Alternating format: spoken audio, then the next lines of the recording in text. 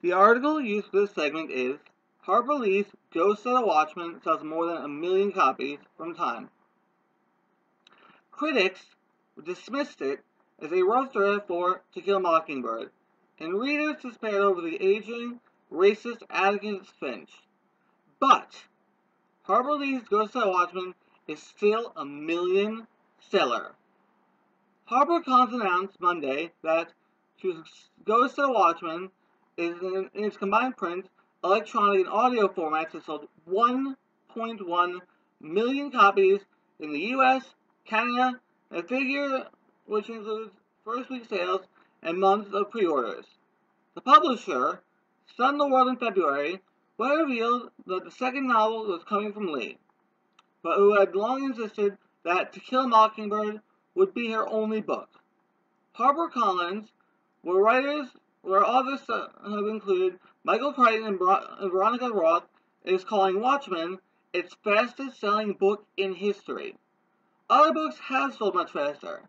Harry Potter and the Deathly Hallows, published in the U.S. by Scholastic in 2007, sold 8.3 million copies in its first 24 hours. Watchmen was released July 14th, and as of Monday, remains at number 1 on Amazon and BarnesandNoble.com, with Mockingbird also in the top 10. HarperCollins has increased the initial print run of 2 million copies for Watchmen to 3.3 million.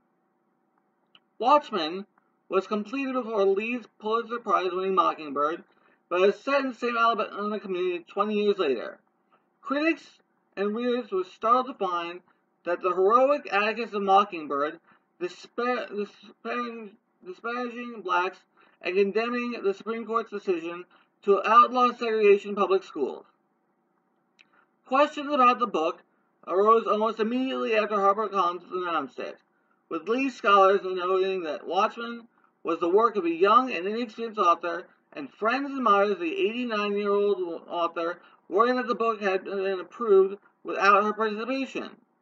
State officials in Lee's native Alabama, where she resides in an assisted living facility, met with her and concluded that they are able to make decisions about Watchmen, which Lee's attorney, Tanya Carter, has said she discovered last year. Time! Okay, first off, I love To Kill a Mockingbird.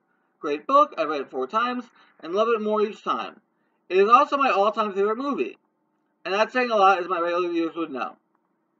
But you'd think I enjoy a book that the sequel story is so near my heart, but think about it. A racist Atticus Finch bothers me. He was, in my opinion, a great hero. Look at the part where he defends Tom Robinson. The African American stood up and applauded him as he left the courthouse. So how can he be racist 20 years later? It just doesn't make sense. This article doesn't explain anything about Scout and Jem, but that said, it is a brief article, so it really can't cover much.